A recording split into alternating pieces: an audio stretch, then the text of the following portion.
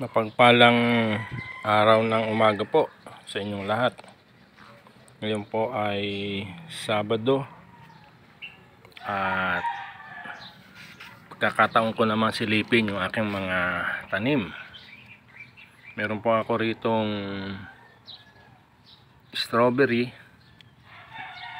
Kalimutan ko na kung anong mga variety ito. Tatlo sila.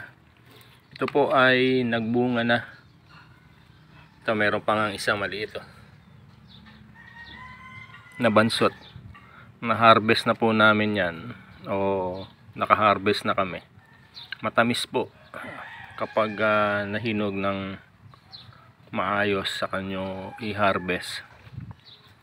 Tapos may mga katawba seedlings ako rito. Gagawin kong rootstock.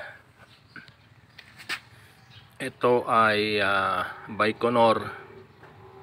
Nag-iisang seedling ng Baikonur na nabuhay. Nung nag-pruning po ako nito, itong mother plant, ay nag-try akong magtanim. So maselan pala ang Baikonur. Ayaw niya nung nagagalaw. Pero itong katawban, ako, napakabilis. Napakabilis nilang tumubo. May mangga ako rito. Gagawin kong rootstock. Nag-attempt ako ng mag grafting pero failed.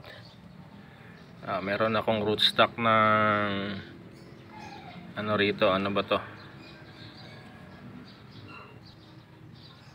Duhat yan. Meron din ako ritong seedling ng wonderful pomegranate at ilang mulberry. So share ko lang yung aking update ko sa inyo yung aking tanim na katawba, Baikonur. Ayan, ito na sila. Simula nung nag-pruning ako January, kalagitnaan ng January, ito na ang result. At ngayon ay buwan ng April. May napansin ako rito na nagsisimula na silang mahinog. Ayan Verizon stage yata ang tawag dyan. So 4 na bunches yung naging result ng pagpupruning ko. Ito po kasi ay first time na namunga, bukod doon sa kung natatandaan nyo yung una kong vlog. Yung mga bunga po nun ay gawa ng voluntary fruiting nung nagputol ako rito sa cordon. Tapos may tumubong mga fruiting cane. Nag-voluntary fruiting cane siya. Voluntary fruit. So pinatuloy ko po yun.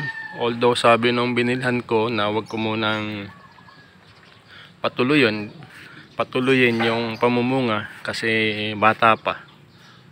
So dahil excited ako, pinatuloy ko. Siguro 2 bunches yon. At after na mai-harvest ko yon, napahinog ko, pinruning ko na siya. Ito nga nung January. Totally kinalbo ko lahat yan.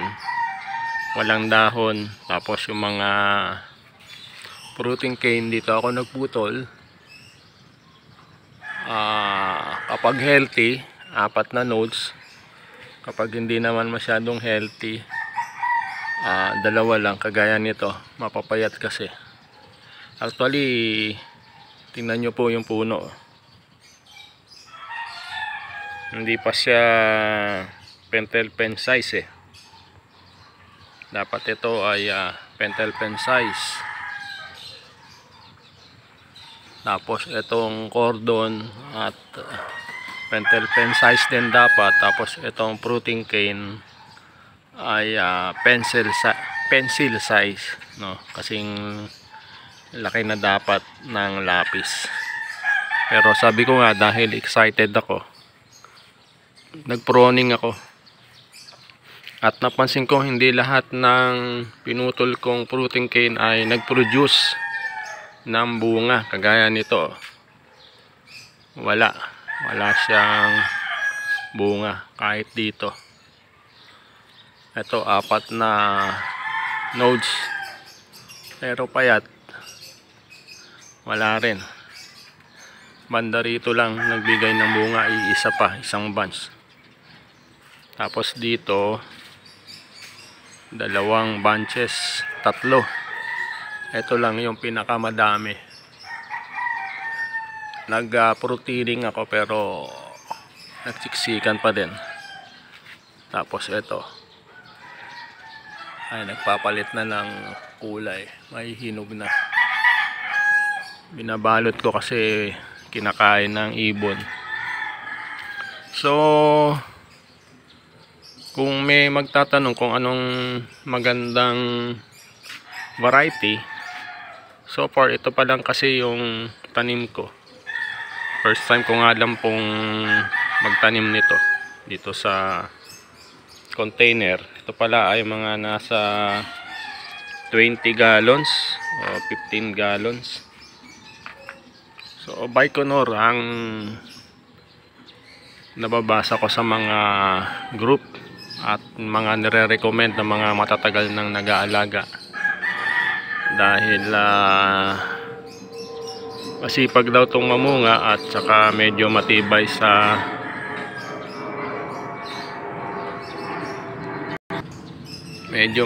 sa sakit.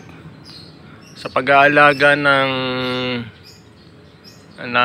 grapes, kailangan lalong-lalo na kapag tag-ulan ay ini-sprayhan natin sila ng fungicide at saka para sa mga insecticide. Tapos nag-a-apply ako ng triple 14 kada 2 times na nag-a-apply ng triple 14, 15 days, every 15 days. So ang application ko dito ay kapag tuwing, madali lang para hindi ko matandaan, tuwing araw ng tuwing ikalawang linggo, 15:30. Tapos in between, bago mag-apply ng mga synthetic fertilizer, ay yung mga naman ang ginagawa ko, yung organic. Meron ako ritong ginawang yung binabad na hindi ko na bubuksan, mabaho kasi yan ang balat ng saging. Tapos meron din ako rito yung mga pinagalo-halong kitchen waste. Tapos meron ako dito ito compost. Tapos ito may mga lamang tubig yan.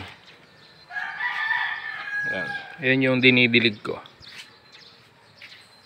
So ayun. Tapos meron akong ibang variety. Ito ay Brazilian hybrid. Medyo gumanda-ganda na siya, kaya kinakain ng ibon yung dahon, tinutuka-tuka. Meron pa rito Brazilian hybrid, medyo nabansot sila. So yun lang, in-update ko lang kayo sa tanim kong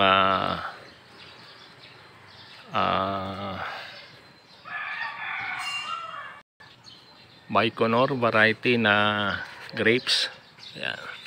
Abangan natin, may hinog na to. Gagawa ulit ako ng video. So hanggang dito na lamang. God bless. Salamat sa panonood.